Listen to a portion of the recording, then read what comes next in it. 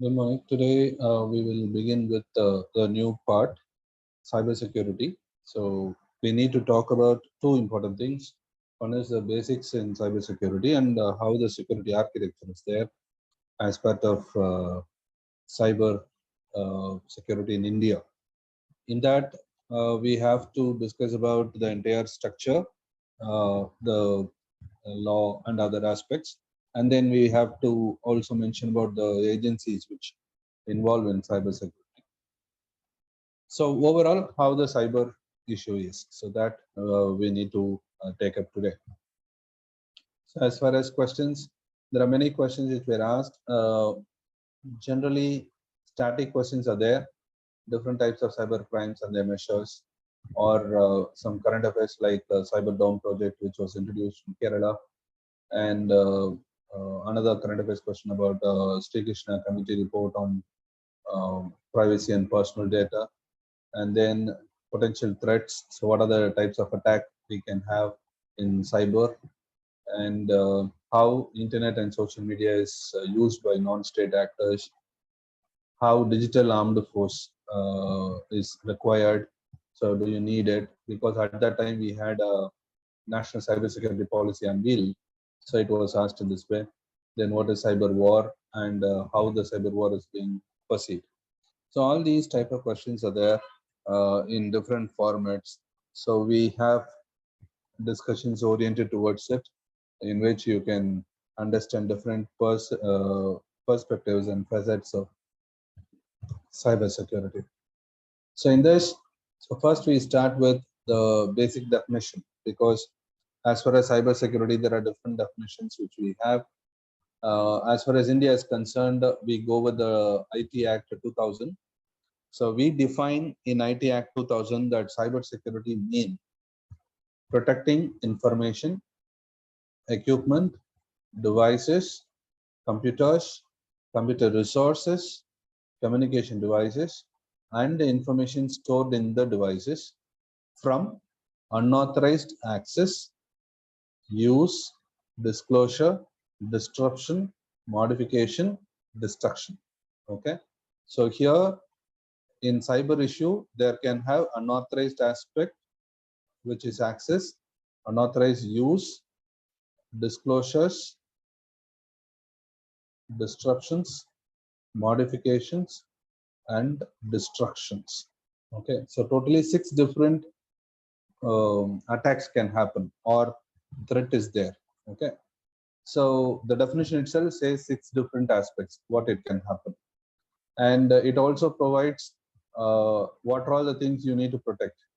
So information you are protecting, equipments you are protecting, the devices you are protecting, the communication devices which you have, all these things, devices as such, it is protected, and the information stored in that. Okay. So basically it is information and the equipments. Okay. So cybersecurity is both. You can see that cyber security means both protection as well as a potential attack what you can also make. Okay, because a country can defend by protecting itself.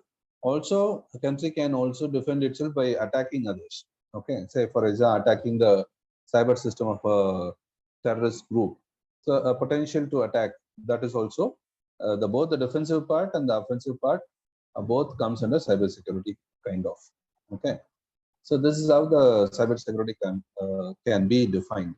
And when you say cyber threats, how cyber threats are defined? Cyber threats are disaggregated into 4 baskets. So they are classified into 4 baskets based on the perpetrators, how they actually come in. One is spying, espionage. Another one is crime. Another one is terrorism. Another one is warfare. So it goes with its intensity. Okay, so espionage results in crime. So sustained crime results in terrorism. Sustained terrorism may result in warfare. So all these 4 are the basic threats, and all other aspects come under these 4 categories. Say for example, there may be spyware, ransomware, and so on. All these come under espionage and crime. Okay, malware, spyware, all these are espionage. Whereas ransomware and other stuff. Okay, so phishing, wishing, all these comes under cyber crime. Cyber terrorism, when terrorists use certain things to attack digital infrastructure to disrupt and destruct, we call terrorism. Warfare in the sense they try to indulge in electronic warfare, which we defined in the first session. Hope you remember. So information warfare, electronic warfare, and all those come under cyber warfare. So this is how the threats can be determined, how the threats can be. So when in the examination, when they ask about cyber threats, you try to classify them in these four, and subsets you can always mention what are all the different types of espionage, cyber espionage we face, crimes we face, and so on. Hope you got it. Fine. Now we go for some cyber threats. So what we have, say, what is a cyber crime? Any unlawful activity which is done using a computer system is called a cyber crime. So normal crimes which you have, say, there can be a pickpocket when you just walk on the streets. The same thing, siphoning of money from your bank account is done through an internet using computer, then it is a cyber crime. Okay, so any crime can happen which is there in the cyber real-time space and also in the cyberspace. So both the ways it can happen. So that we call it as what do you call the cyber crime as such. And then comes cyber warfare. When you have cyber warfare, a nation state or an international organization attacks another nation or organization's computers, information networks, then we call it as cyber warfare. Espionage, it is spying. So why do we spy? To obtain certain secrets or to involve in certain activities where the individuals or competitors, they may have some personal data which we can steal.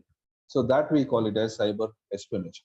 So this is one of the important activity which is happening across, especially our Ministry of Home Affairs, especially the Internal Security Desk, with respect to left-wing extremism. It was largely hacked and spywares were there because we need to the enemies, they wanted to know about the strategies, tactics, what we are having with respect to left-wing extremism. So likewise, they try to espionage or spy over the information what we have for targeting a particular activity or an organization, whatever it may be. So that we had cyber attack on websites of MHA. We had it in even the official systems have been hacked. Raw internal, intelligence bureau, MHA, external affairs. There are many such websites and official computers have been hacked in this regard, right? Then we have cyber terrorism. Cyber terrorism is nothing but an intentional use of terrorist, computers to destruct and harm the larger public by, say, disrupting the power distribution, attacking the information network of power distribution companies or stock markets and so on. Thereby, we try to have a large-scale attack, right? So losses. So that we call it as cyber terrorism. And there is another concept called deep web and dark web. Okay. Say, when you have, say, consider this is going to be the surface. Okay. This is a line above which you call it as surface web. Okay. Surface web, which you actually use. When you use a browser, you try to get information. Everything is available and all information is accessed by any browsers. Okay. And below this, we have certain networks below the surface. We call it as deep web. Okay. Generally, when you search for that information, you will not get. Say, for example, when you just type a phone number, that is mobile number, in the internet, you will not get information. Okay. Only when the mobile is given in some other forum or any other thing, it may be searching and giving. That is, the surface web information alone will be higher. But the mobile data, mobile information, who is the owner and so on, that won't be available in the surface web.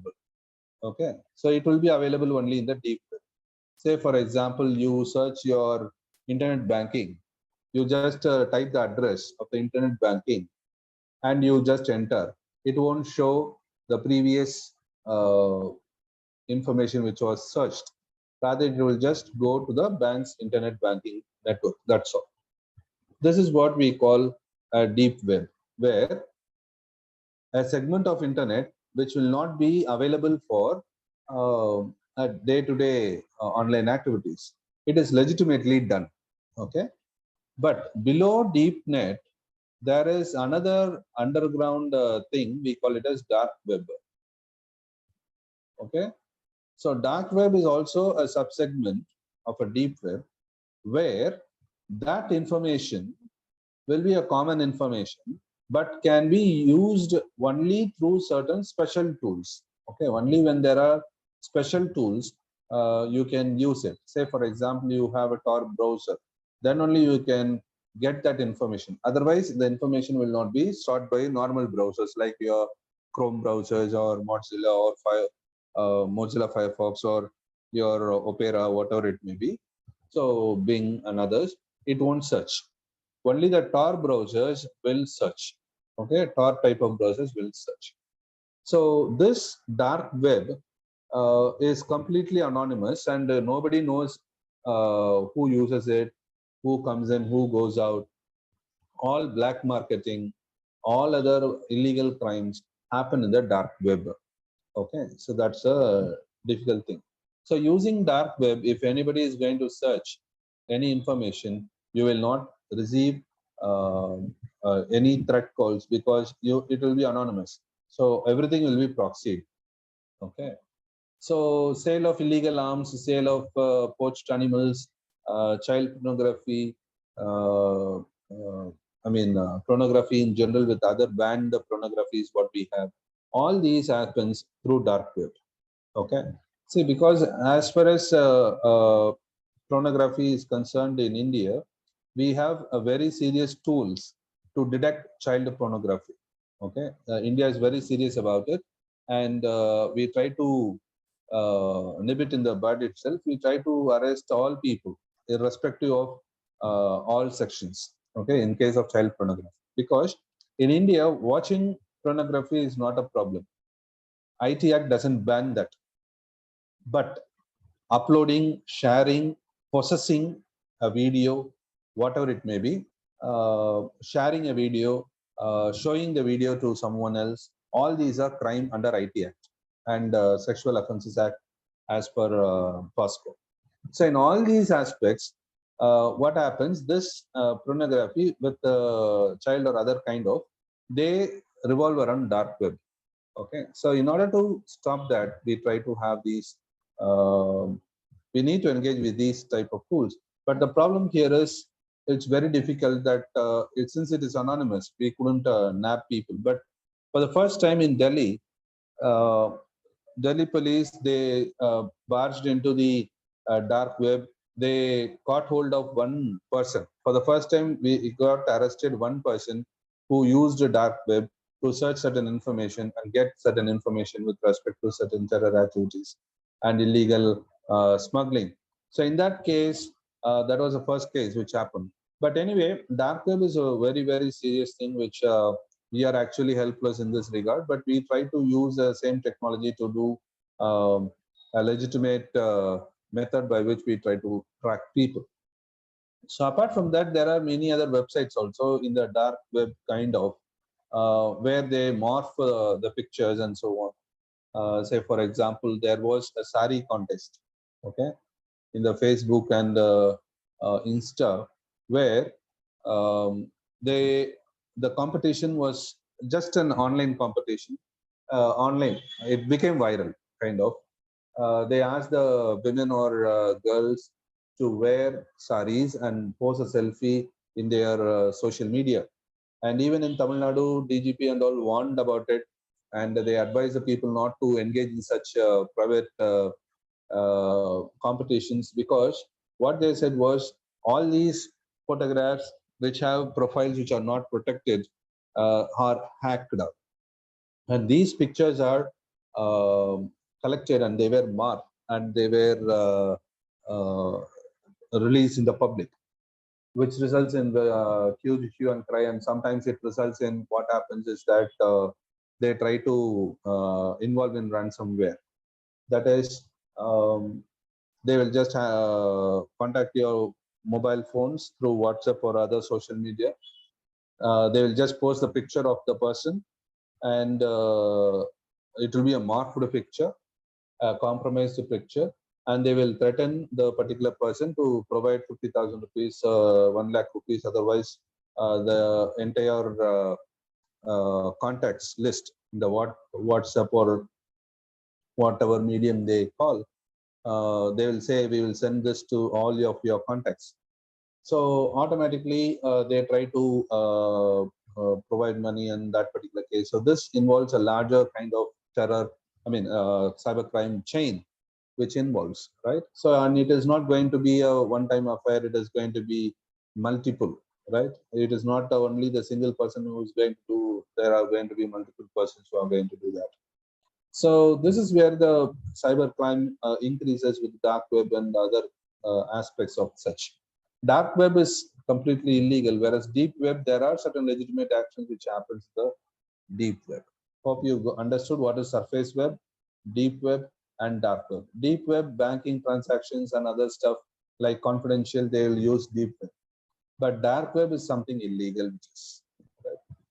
Fine. Then comes cyberspace. Cyberspace means anything which is in the domain of the IT or cyber network, that we call it as cyberspace. So in cyberspace, according to Cyber Security Policy 2013, it is a complex environment because it is all virtually provided, and this interaction is virtual, and virtual interaction between the people, software, services, support in the internet systems. So that's a problem what we have with cyberspace. And as far as the terms cyber ethics is concerned, cyber ethics means you need to follow some ethical standards in cyberspace. Say, for example, you use the best practices involving in privacy. You restrain yourself in posting certain private photographs, locking the profile to your better means, changing passwords regularly, okay, non-deductible passwords, okay, intellectual property. When you share something, you ensure that the intellectual property is not violated. You share that whether the information is right or not, right? Whether it is misinformation, disinformation, or malinformation. You try to understand that, and then you also find the security features, whether it is right or not. You are not going to use unknown links and so on. So all these factors you try to find in this particular way, where if you are following these, you can term that you are following cyber ethics, right? And this is how the following things comes into action. Say, for example, in Facebook, you will receive some messages with some links. In SMS, you will have some links. Don't click unnecessarily any links, even bank links. When banks send you links, don't click them. Rather, you copy them, paste them in the browser, check for the uh, certificate, security profiles, and then try to do it. Or else directly go to the banking network, try to do it. Even for the banking systems, what they say, if you are using some bank, say SBI, you type sbiionline.co.in directly, because morphing can be done, mapping can be done, or duplicating can be done in websites also. When you will just type SBI online, and you will just go to the first link, but actually what happens, the first link will be actually a fraudulent link. it will appear like a SBI page. But what will happen is that instead of SBI online, they will have some SBI dash online or something like that, which you may not recognize. But the color and the font, everything will be similar. And in the space where you want to log in, when you type the username and password, it will just capture and they will use it immediately to transfer things. And that is the reason why we have many authentication. We go for two-factor authentication or three-factor authentication. In certain cases, there are four-factor authentication. How? First, you'll use password, and then you use OTP, and then they will have for cache, and then they will use for what do you call, a profile password kind of, and then SMS with again an OTP for transaction. So they can have some multiple factors of authentication. Thereby, you try to avoid the malpractices. But even in this case, the criminals are so brilliant that they try to even uh, capture the entire SIM details, and even the mobile phone is mirrored for OTP. Okay, by clicking some information. When SMS is coming in your mobile phone and you just click a link, there are even instances where the entire mobile phone is now mirrored to their mobile phone, and your mobile phone is completely dead. You won't receive the information, but they will receive the OTP, and with this particular information which you have already hacked and provided by spyware or malware or anything else, they just involve in transaction of money. Okay, so to avoid all these, we need to have cyber ethical practices which we involve. And then cyber hygiene. What is cyber hygiene? Habitual practices. So safe handling of critical data, how to save critical data, how to save the network, how to have firewalls, how to use strong antivirus softwares. So all these comes under cyber hygiene.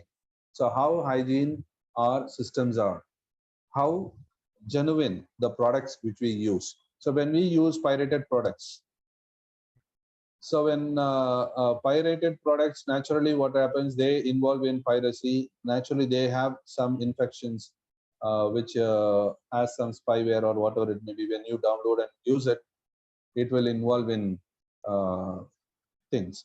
And usually pirated things can have some patches which are weak. So viruses can attack these systems. And that's the reason why the people who use original softwares in the system, they are less prone to virus attack, because it will be constantly updated. Whereas a piracy, pirated versions are largely affected by virus because they are not updated, because you can't update it. If you update it, you will be caught. So you won't update that. So ultimately what happens, the thing, people will be largely affected because of that, right? Apart from that, passwords not changed for more than 180 days. So those passwords are targeted by the hackers, right? So they try to hack the passwords easily and then try to do it. So once in a while, once in 60 to 90 days, try to have some new passwords. Don't try to repeat the same passwords. Try to have different passwords, so that same way, try to have multiple passwords. Banking, if you have 2 to 3 banks, you have password for banking separately, mail IDs separately, apps separately. So try to group them and try to have some passwords which are different totally, so that it can be easily mimicked by the hackers. So that is how these practices, we call it as cyber hygiene factors, which one has to follow, so that we can ensure cybersecurity in a larger way, right? Both in the personal as well as in the professional side. And there are certain cyber crimes which we have called cyber grooming. Say, for example, especially the adolescents, young adults, and many other people who involve in this particular problem of cyber grooming. Why? Because especially during the adolescent time, the young adults, they may have certain psychological factors or problems which will affect them. So naturally, at that time of adolescence, they may have some ruffled or bumpy relation between the parent or the adults whom they have in their homes. So it's a time period where the young adult thinks always they are right and others are wrong. So when these type of young adults who are taken less care in the family circles, so they are prone for cyber grooming. What happens? They try to share posts which are more vexed. They have that psychological impact kind of. So these what do you call those stalkers in the cyber world or cyberspace? They try to contact these people and in anonymous mode, and they try to speak in the language what they like, that is the person, that is the young adult like. And at one point of time, what happens, that young adult will start having some emotional attachment in the befriending process of that particular unknown person, right? Ultimately what happens, at one point of time they will cross a limit that whatever they try to do, they try to have a word with that particular anonymous person, or the whenever the anonymous person do ask to do something, they will unknowingly do it, and they never even think whether it is right or wrong. So that stage we call it as cyber groomed young adult. Okay, so these people, they involve in various problems, because it may end up in sexual assault, or it may end up in financial assault or any other crime, trafficking, and so on. Okay, because when they ask for physical meeting and they'll just abduct people. So this is how cyber grooming happens. So never ever try to contact, even when you have certain request which happens, and you feel that whether they would have sent this particular request. Okay, um, naturally you have to think on whether they have really sent that particular link. So just have a call over them, have a call with them, ensure that whether they have sent the email or that particular uh, request which have been posted in the social media. So that, because nowadays especially the government officials and other authentic people's uh, media or page is being mirrored, and actually they are being hacked. Okay, we can see many police officials, many officials at the higher ranks mentioning in the Facebook and other media that their pages are hacked, right? That's a problem. You can see how Tamil Nadu DGP said that in his voice a message is coming where they want to post this particular amount in this particular page and so on.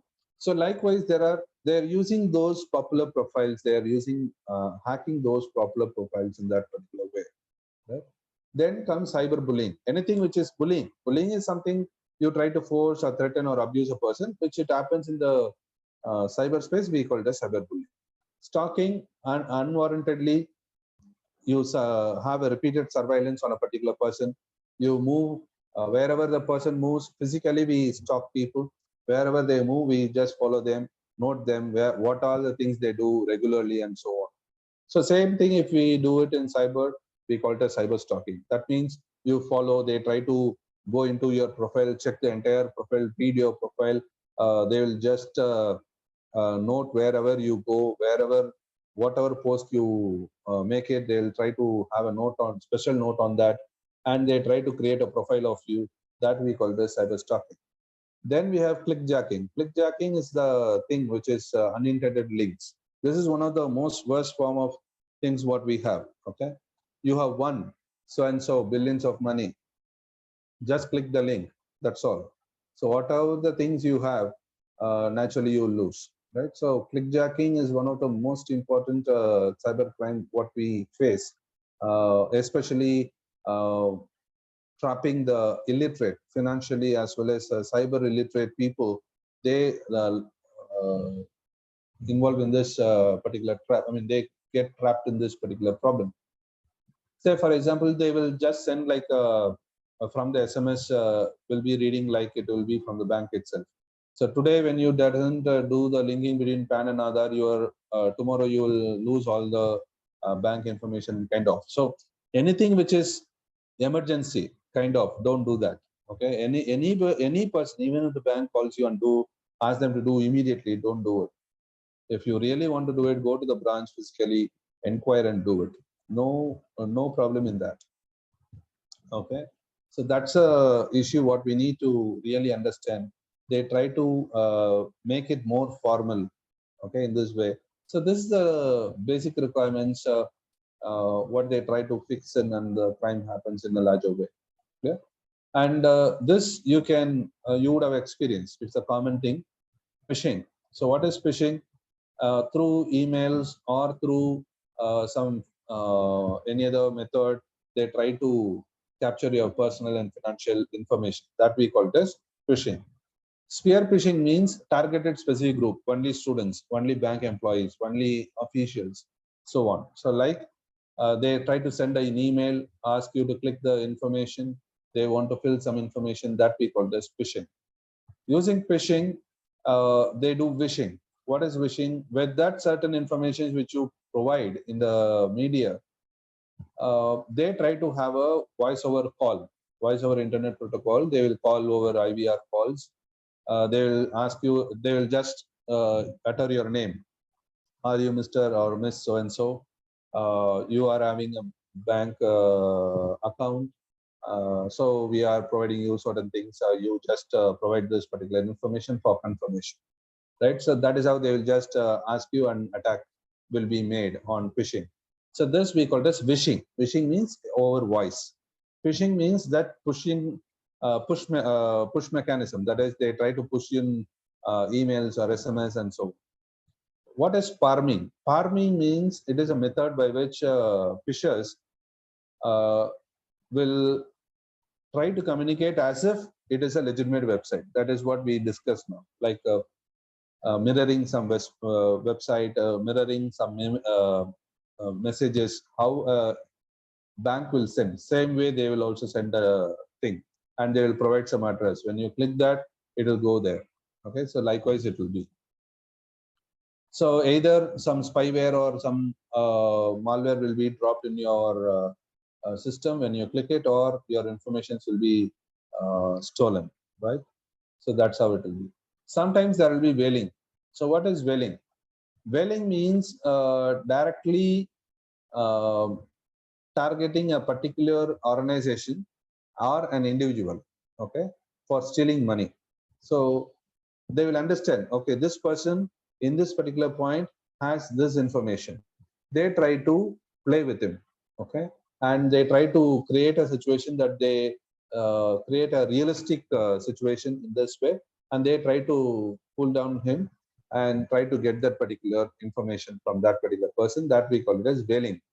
Okay, there is another thing called skimming. Skimming means obtaining data from an unknowing end user. That is, um, I will just come around for searching a victim. I don't know who you are, but you would have got trapped in my card. So ultimately, what happens? I'll get some information from you. Okay, so that we call this skimming. It is somewhat opposite to what do you call that? Spear. A spear wishing kind of. There we target. Here it is just a net which will be thrown across. Then browser hijacking. What is browser hijacking? Browser hijacking means you try to modify the browser settings using a malware. When I type something in the browser, say for example, internet banking and so on, all the information will be sent by that malware to the original sender without my permission. So that we call it as browser jacking. Whereas identity theft, so pretending like someone else, that we call this identity theft. So you try to spoof out a particular person, similar to that person, and get some information, like what we said. DGP's voice was misused in getting funds and so, right? There is another set called denial of service. So what is that denial of service? Denial of service means it is an say computers or servers or networks, whatever it may be, they will have some services which are provided. That services will be interrupted, okay, by the malwares or whatever it may be, including you. So that we call this denial of service. Malware is something where it is an intrusive software, and in this intrusive software, they try to create some uh, disruptions in the functioning of a computer.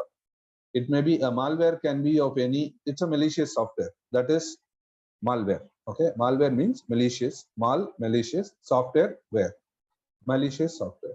So it consists of many kinds like virus, worms, trojans, spywares, adwares, ransomware, etc. Ransomware means a malware which enters into your system. It traps all your data, and if you want to access it, you need to contact that particular person, and the victim has to pay some amount which is demanded by them. Then only the information will be released. Otherwise, it won't be. Say there are many ransom attacks in India, especially recently we had it in Infosys. It was subjected to this attack. There are many large countries which have. Say, for example, the entire programs have been captured, and they will ask for, say, you give me 10 bitcoins, then only I will release the data. Okay, so otherwise I will just destroy the data. So likewise, there will be ransom. So only when you pay the ransom, you will get that. So that's how it will be released. Okay. Spyware.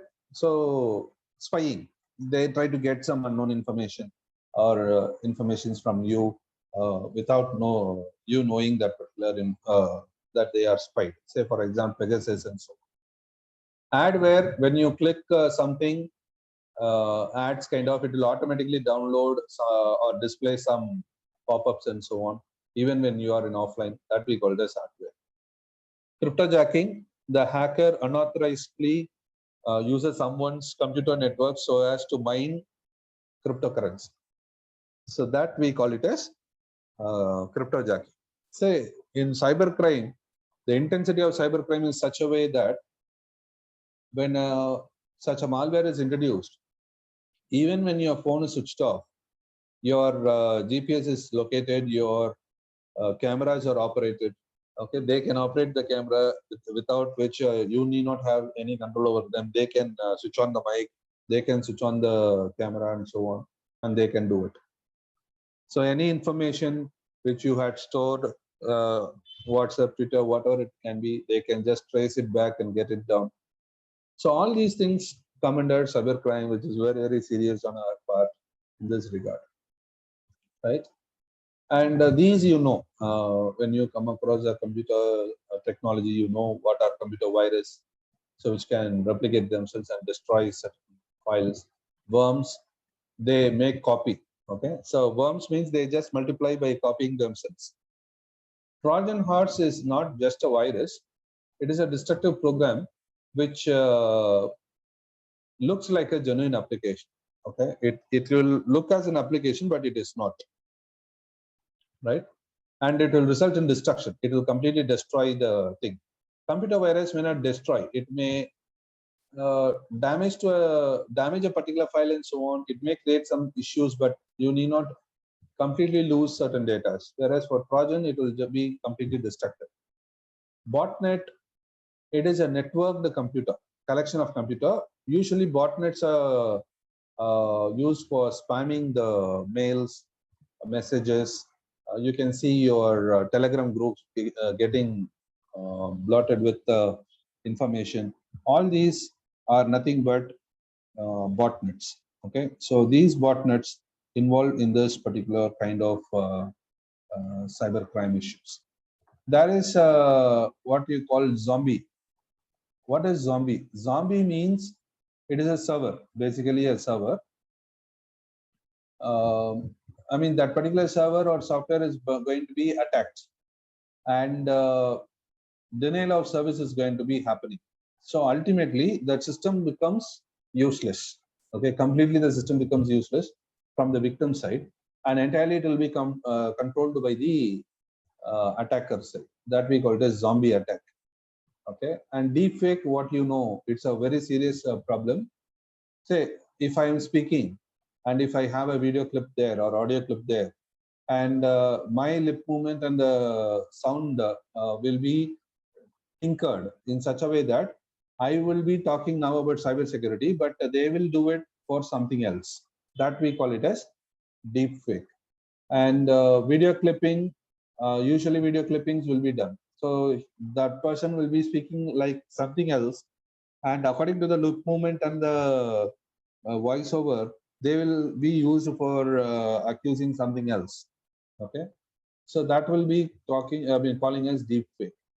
And then hackers, we have two types of hackers. One is legal hackers, what we use for defense, that we call as white hat. Whereas black hat is something which is illegal, where they attack unofficially for stealing information. That we call it as black hat. Okay. So all these are some of the informations what we have. You have it in the common information platform also. But all these are different types of cyber crimes. You can put them in espionage, terrorism, crime, or warfare, whatever it may be accordingly, and you can just say. Fine. All these crime, why happens? What are the causes behind for increasing cyber attacks? The main reason is anonymity and easy to access. The main reason is anonymity. That means you may not know who I am. Right? That's one of the greatest advantage what they have. Second thing, easy to access. Anywhere. From Chennai, I can access something which is in Canada, which is in US. Right? So an Australian boy, a teen boy, hardly he was 13, 14. He hacked the Pentagon system, security system, right? He hacked the Pentagon security system with his using a joystick mechanism. He did it, and he proved that it can be hacked. Okay, the incident happened a few years before, but that was a shock to Pentagon, because they say they are most secured. But a small boy, he completely hacked it and he entered into the system, got things changed. He was caught hold, but he said that he wanted to prove that the system is not foolproof, right? He is not a regular hacker or a terrorist or kind of. He is just a student. Unknowingly he started, and knowingly he ended. Okay, so that is how it happened. And he was the one who informed also that he hacked the system and so on. But anyway, it shows that the easy access is very, very important, and it involves borderless, Australia to US, right? And it's an asymmetric warfare. A small boy compromising your entire security network in Pentagon. It's an asymmetric warfare. The boy doesn't have anything, right? He just has a computer system with internet. Whereas the nation which he fought was something with all potentials, asymmetric warfare, right? And whatever the information you have, you can easily store. Even you have 100 TB information, I can store it, not a problem. And we use different operating systems which have loopholes, because these are all man-made. When human-made systems are there, naturally the human will tend to make mistakes. And when they were rightly directed, these loopholes are used for hacking. Then loss of evidence, immediately I can do away with certain destruction of evidences. Yeah, like what in Shivaji film, they comically say, when the laptop contains all information, but the laptop can be easily destroyed and it cannot be replaced again. Right? Say, for example, if I have some critical information which is illegally stored in a disk, whether it is going to be a usable, user-friendly disk or hard disk or whatever it may be. If I delete all, they can retrieve it. Understood? But if I delete all, replace it with something else, delete it again, replace it with something else, then it is very, very difficult to get the original data. Understood? What I'm saying is that, say I have a film which is recorded, which is illegal. What I do, I delete the film and have the disk. Anyway, you can come, get it back, retrieve it back. But what I do, after deleting, I put some document A, which is filled in completely, the disk is full. So that means technically, even if it is deleted, it will be stored in the memory. But now this memory is replaced with program A. Now I delete this, I replace it with program B. Okay, so many layering can be done, but whatever it may be, this layer, now there are technologies to get more than 2-3 deletions also, but the thing is, it is very difficult and it may be very critical also. It's you get a crash of information, you don't know which is what, and so on. So destroying evidence or destruction of the activity can be very easily done, and low cost attack without any biggest investments, it can be done. Difficult in tracing. All these are primary reasons why we have cybercrime to the highest level at all areas, especially Canada, India. Some European countries are largely targeted. Especially the attack is from Canada and China. China is one of the larger origin of attacks, whereas in India, Jharkhand. Okay, Jharkhand is a single. There are a couple of districts in Jharkhand, which completely the entire districts involved in this particular cybercrime. Okay, so this is how they involve in this, and some cyber crimes which we have discussed, which are popular in India. Okay, hacking, usually cyber accounts hacking, phishing and wishing, your fraudulent calls, emails, identity theft, and so on. Malwares, including ransomware, and DDoS attack, child pornography, piracy or intellectual theft, fake news, okay, cyber stalking, cyber terrorism, online illegal selling through dark web. All these are popular in India. And you can see recent attacks on India. Pegasus, WannaCry is a ransomware. Pegasus is spyware. Mirai botnet, Petya ransomware. There are many such attacks which were there. Okay, around 10, around 40,000 SBI cards, ATM cards were compromised. Okay, credit cards are being compromised, ATMs being compromised, Aadhaar details being published illegally. So all these type of crimes are largely found in India. Yeah. Then, as far as cyber terrorism is concerned, we can classify the cyber terrorism in 4 different methods. One is loss of integrity. Okay, so what is loss of integrity? Cyber terrorism attack will be done for loss of integrity. That is unauthorized data usage. Okay, so that is they try to question the integrity of the system. You will start suspiciousing all in data storages, infrastructures, whatever you have. That is one. Another one is loss of availability. Availability means they try to attack a critical information system so that the end users may not use that particular, or end users will not get that information. Say it may be bank or power grids. All these attacks, we call it as loss of availability of information. Then confidentiality. As we saw, security policies, raw information, intelligence bureau information, MHA information, all these are confidential, loss of confidentiality. When this is lost, public confidence on nation will reduce. Okay, so naturally that will create a social turbulence. Then physical destruction, destroying supercomputers, destroying IT, critical information technologies or infrastructure. All these we call it as cyber terrorism.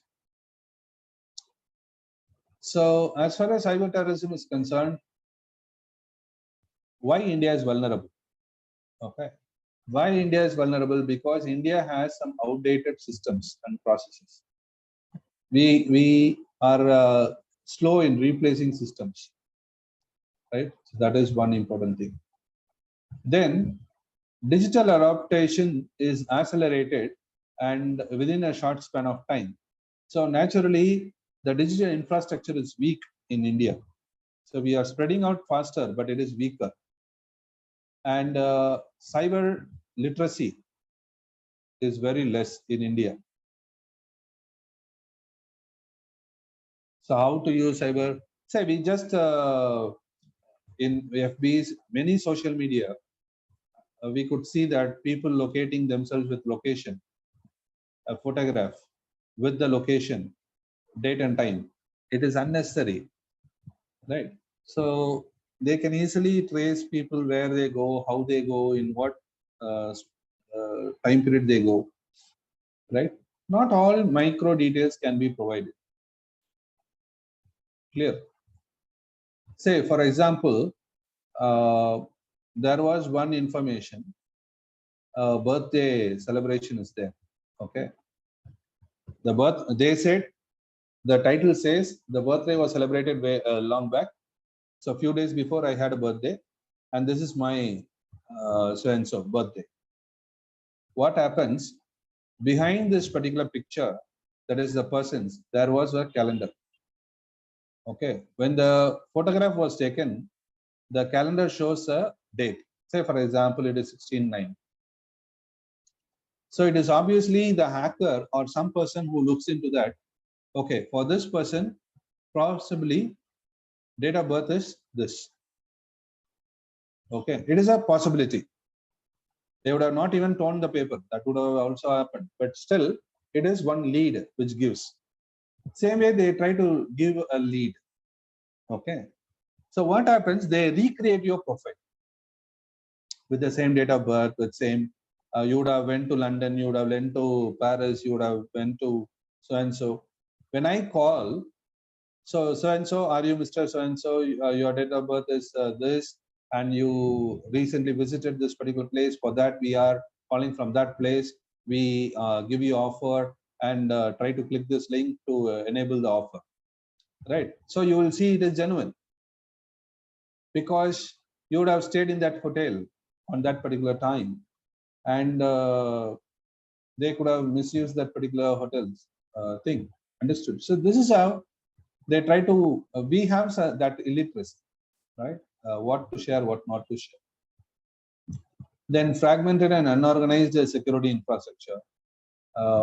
Private sector is very largely present in service sector in India, and they don't respond to cyber security threat breaches at all. They don't inform. Even in what do you call the Infosys issue, only after the whistleblower announced it or triggered that, we come to know, and Government of India sent some notice and so on. Likewise, many private sectors are there who involved in these facing these security breaches, but they never inform our security persons. So that's a problem what we have. Yeah. So these are cyber security threats what India faces and what architecture we have. As far as architecture is concerned, we try to have some policy measures. We have some legislative measures. We have some institutional measures. We have some international cooperations. We try to put in some control systems. We involve in field response, that is acting on field. Okay. So all these things we try to do. So what we are doing, one by one we'll see. What are the policy measures? We have some 3 important policies in this regard. One is National Policy on Electronics, National Cyber Security Policy, National Cyber Security Strategy 2020. This is the latest one. Okay. So if you wish, you try to have some provisions regarding these cyber security strategy. And then only one legislative measure we have, IT Act 2000. That gives the comprehensive actions, but we have some weaknesses in IT Act also. Right. Apart from that, we have some institutional mechanism. You know that National Security Council, that is, and the National Security Advisor, they have control over the cyber security also in the apex level. But as far as the sectoral apex organization, the central monitoring system under union government. And then we have National Informatics Center, and we have Indian Cyber Crime Coordination Center, which is under NSA. And the same way we have National Cyber Security Coordinator under NSA, NTRO under NSA, National Critical Information and Infrastructure Protection is centered under the NTRO, and intern under NSA, Botnet Cleaning and Malware Analysis Center, Defense Cyber Agency under CDS, and National Information Board. All these are powerful organizations which has all gadgets and all informations to secure the cyber architecture in India. Right. As far as field response, the most important thing is the CERT. But here the weakness is that it is a response team. We don't have a proactive defense team preventing the disaster. Only we have something which is responding to the disaster, right? So that is one weakness what we have in the response. So computer emergency response team, which is there, it is there across all important critical infrastructure. They issue guidelines, advices, and so on. And we have chief information security officers in various fields who coordinate with a CERT, okay? And computer information security advisory group, which tries to update the informations regarding the new threats, new informations available, cyber security methods or guidelines, what they can have. All these are provided as a advice to NSA and others. Then we have cyber security guidelines, especially for power sector. We have cyber security guidelines for nuclear power plants, especially this was issued after the attack was made on Kudankulam. Kudankulam was compromised once in a cyber attack. And though it was immediately responded and we controlled the system, but it is eye-opener because it is readily showing that nuclear plants can be converted into nuclear bomb by cyber attack. Okay, so that is one. Then Rabbit by RBI, then Netra by DRDO. All these are some field responses what we have. Under Netra, they also have some space information also, space regarded analysis. They try to provide through defense using ISRO information. Same way for control systems, we have National Intelligence Grid Security Expert System, Supervisory Control and Data Acquisition System. All these are control measures where they get information, share information with other systems. For international cooperation, we have Budapest Convention on Cybercrime, Global Center for Cybersecurity of World Economic Forum. We have Commonwealth Cyber Declaration. We have UNESCO Internet Governance Forum. So all these are international cooperation. So all these aspects we try to have with regard to cybersecurity, or we try to involve in mechanisms under which the cybersecurity architecture is protected in India. Okay, so this is all about your cybersecurity basics and how the architecture is provided in India. And we do have some weaknesses like what we have discussed before, some outdated systems, there are no much responses and so on. But we are critically expanding them. We are trying to be more proactive, because when we want to have digital infrastructure put in place at larger sense, we do have. But the major problem is that the digital infrastructure is weak in India, because large territory, we try to make it as quick as possible, but the pace is not that big. We need to have a big leap with respect to this case, but let's see how things happen with respect to expanding digital infrastructure as such. Okay, thank you.